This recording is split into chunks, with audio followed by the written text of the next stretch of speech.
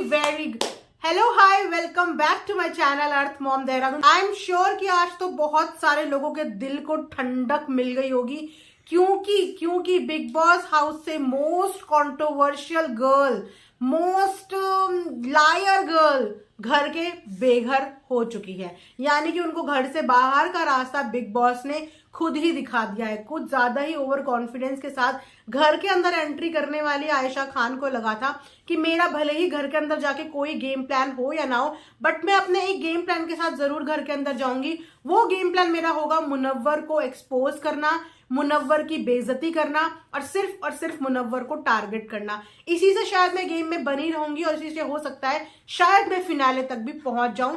तो ये एक अच्छा खासा सबक उन आगे आने वाले लोगों के लिए जो इस माइंडसेट के साथ आते हैं कि दूसरे के ऊपर ब्लेम लगा लगा के आप कहीं पे भी सरवाइव कर सकते हो। तो आयशा खान को शायद ये लगा था कि ये सब चीजें करके मुझे बहुत ज्यादा सिंपैथी मिलेगी, लोगों का प्यार मिलेगा, लेकिन नो प्रॉब्लम। उनकी ये गलतफहमी ना बाहर घर से आने के बाद क्लियर हो गई होगी कि उन्हें कितना प्यार मिला है और उन्हें कितनी धुतकार मिली है, क्योंकि उन्होंने एक बार नहीं इस कंट्रोवर्शियल मुद्दे को कई बार हथियार की तरह इस्तेमाल किया है। तो आप सबको बता देती हूँ कि आयशा खान का घर से हो चुका है इविक्शन, मिडनाइट इविक्शन, क्योंकि आई थिंक मुझे कहीं ना कहीं लग रहा है कि बिग बॉस भी ये चीज चाहते थे। अगर बात करें वोटिंग की तो वोटिंग में सबसे 4th नंबर पे ना विकी जैन था, तो उस पे भी आयशा खान के बचने के चांसेस थे। बिग बॉस ने भी आई थिंक ये ट्रिक अपनाई, क्योंकि बिग बॉस भी अब ना इसकी शक्ल देख देख के परेशान आई थिंक हो चुके थे, क्योंकि ये शो के अंदर बाकी कुछ नहीं कर रही थी। दैट इज द रीजन कि इसके बहुत सारे फुटेजेस इस बार काटे गए हैं। हालांकि इसके झगड़े हुए, वो लाइव फीड में देखने को मिले, लेकिन एपिसोड में वो नहीं दिखाए गए। तो जब किसी की स्क्रीन टाइम कम कर दी जाए ना, तो समझ जाया करो कि बिग बॉस भी अब उसको घर से बाहर का रास्ता दिखाने वाले हैं। तो मीडिया राउंड हुआ कल वहां पे, तो वहां पे घर वालों ने यानी कि बिग बॉस के ही भेजे हुए लोगों ने इविक्ट कर दिया है आयशा खान को, इसीलिए आयशा खान घर से बेघर हो चुकी हैं। उसी के बाद अब बात आती है विकी जैन का क्या होगा। तो हो सकता है कि विकी जैन को वीकेंड के वार में सलमान खान घर से बाहर कर दे, क्योंकि भैया इन मियाँ बीवी ने भी बहुत ज्यादा टॉक्सिसिटी ना फैला दी है। 1% लोगों को अंकिता से जो है सिंपैथी होने लगी थी, क्योंकि जिस तरीके से उनका पति उनके साथ दुर्व्यवहार तो खैर दोनों ही एक दूसरे के साथ करते हैं, लेकिन फिर भी लोगों को एक कनेक्शन फील होने लगा था अंकिता से। लेकिन इन 2-4 दिन में ना अंकिता ने अपनी इज्जत की भी मटिया पलेद कर दी। एंड तक आते आते उन्होंने भी अपना रियल फेस ना जनता को दिखा दिया, दुनिया को दिखा दिया कि भैया एक्टर हूं मैं और एक्टिंग के मामले में मुझे भी कोई पीछे नहीं कर सकता। और जो उनके अंदर का रियल नेचर था ना, वो देखने को मिल गया। जिस तरीके से उन्होंने पूरा यार एक तो गिन चुन के इस पूरे सीजन में इन लोगों को टास्क मिला, सोचो उस टास्क को भी ये लोग ईमानदारी से नहीं कर पाए, हेल्दी तरीके से नहीं कर पाए। सिर्फ एक टास्क, उस टास्क में ये अपने आप को कितना कुछ प्रूव कर सकते थे बॉस, लेकिन वहां पे भी इन लोगों ने मटिया प्लेद कर दी अपनी। जिस तरीके की चिटिंग और जिस तरीके का इन्होंने डरपोकपन दिखाया ना, उससे इन्होंने प्रूव कर दिया कि ये लोग कितने ज्यादा डरपोक हैं। वहीं पे अंकिता लोखंडे की जुबान से जो इस बार बरसात हुई है ना चीजों की, उससे उनकी भी पता चल गई कि भैया ये भी जो है जुबान की है, दूध की धुली हुई नहीं है।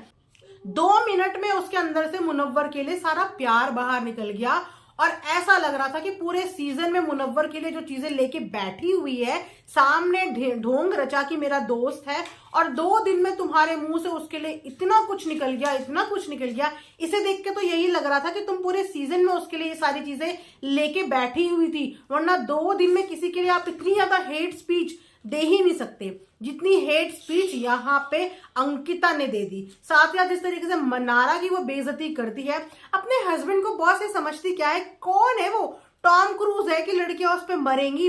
इतनी इनसिक्योर लड़की मैंने आज तक अपनी लाइफ में नहीं देखी, जो बॉलीवुड में काम करने के बाद भी, इंडस्ट्री में काम करने के बाद भी इतनी ज्यादा पॉजिटिव है अपने हस्बैंड के लिए। वहीं पर अगर बात करें इनकी, तो ये जो करे वो बिल्कुल जायज है, लेकिन अगर हस्बैंड कुछ कर दे तो वो इनके हिसाब से चलेगा। अरे भाई, शादी सेम पर्सनालिटी के लोगों से नहीं होती, हर इंसान एक जैसा नहीं होता, हर किसी का नेचर अलग होता है, लोगों से इंटरेक्ट करने का तरीका अलग होता है। तो उस पर अपना चीजें थोपनी जरूरी नहीं होती कि मैं जैसी हूं तुझे वैसे ही करना है, मुझे जो पसंद है तुझे वैसे ही करना है। वो बंदे ने भी तो इंटरफेयर नहीं करा, तो तुम्हें भी नहीं करना चाहिए था ना, उसको उसका गेम खेलने देते।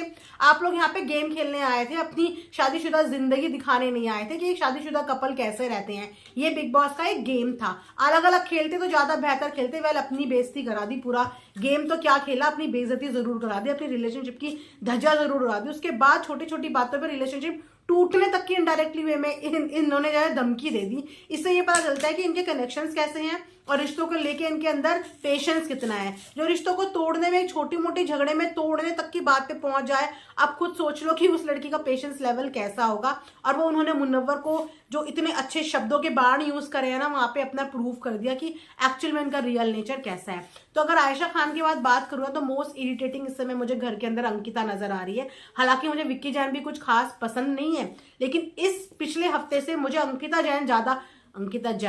लोखंडे ज्यादा खटक रही है। तो आप भी कमेंट सेक्शन में बताना कि आपको क्या लगता है कि इस पूरे सीजन में कौन विनर बनना चाहिए और आप किसे चाहते हैं कि ये इंसान दिल से विनर बन जाए। मैं सही बताऊं तो थोड़ा बहुत मुझे ऐसा लगता है कि अभिषेक को बन जाना चाहिए, बाकी तो सबके सब ऐसे ही हैं। तो यहीं पे वीडियो एंड करती हूँ। कमेंट सेक्शन में जरूर बताना कि आपका इस बार बिग बॉस का फेवरेट कंटेस्टेंट कौन है।